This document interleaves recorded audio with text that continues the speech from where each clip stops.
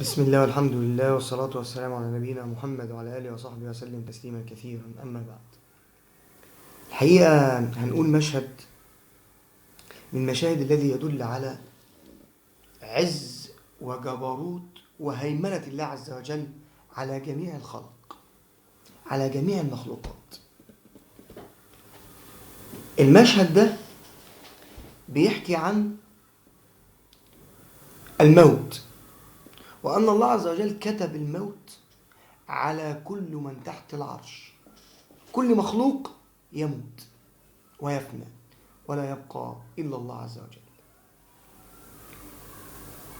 في آية بتقول: ونفخ في الصور فصعق من في السماوات ومن في الأرض إلا من شاء الله ثم نفخ فيه أخرى فإذا هم قيام ينظرون.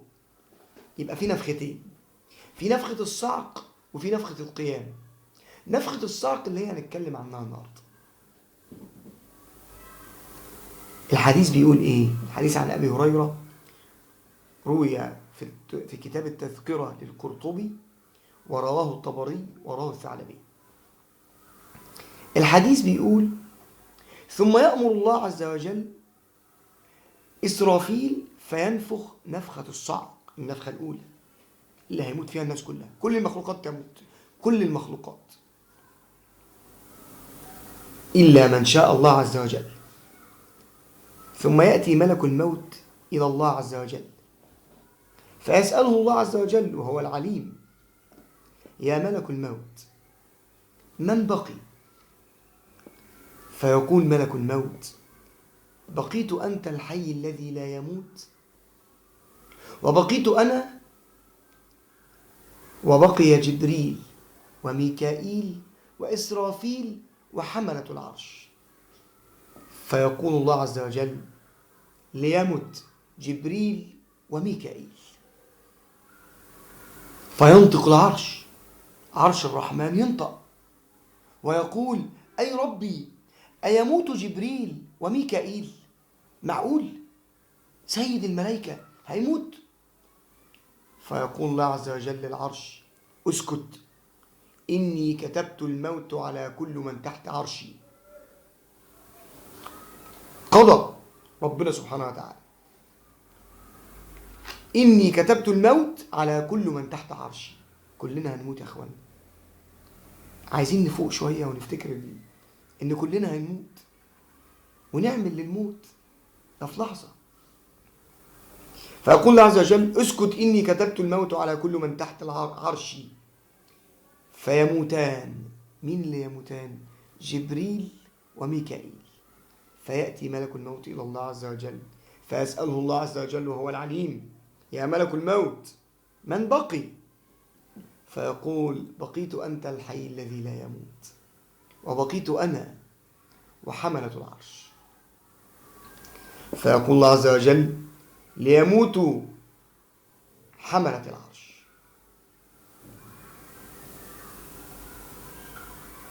فيموت حملة العرش.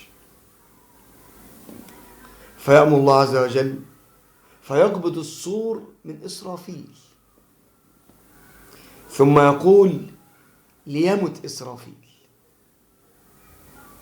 يا مشهد! انت شايف مين اللي بتموت دول؟ شايف مين الناس اللي بيموتوا دول؟ مين المخلوقات اللي بيموتوا دول؟ دول أعز مخلوقات الله عز وجل إليه، المدبرات أمرا. هم دول، هم دول اللي بيدبروا الأمور، سيد الملائكة، سادة الملائكة. فيقول الله عز وجل: يموت إسرافيل.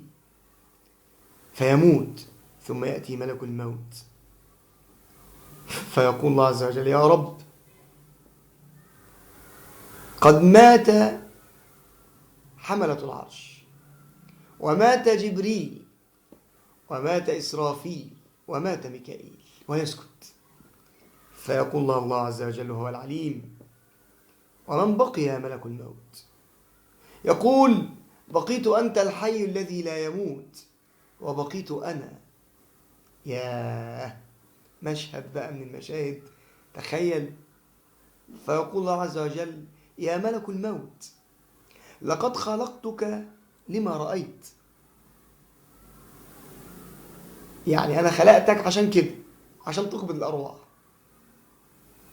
فلتمت يا ملك الموت، ويموت ملك الموت بكن فيكون، بكلمة مت فيموت ملك الموت. وينادي الله عز وجل: لمن الملك اليوم؟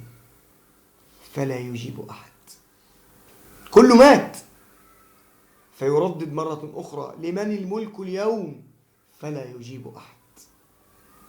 فيظل ينادي هكذا: لمن الملك اليوم؟ لمن الملك اليوم؟ لمن الملك اليوم؟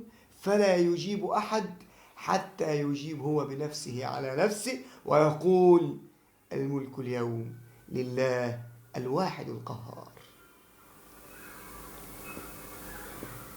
كل من عليها فان، ويبقى وجه ربك ذو الجلال والإكرام. كلنا هنموت يا أخواني.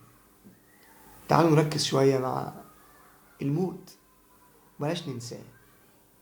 كلنا هنموت.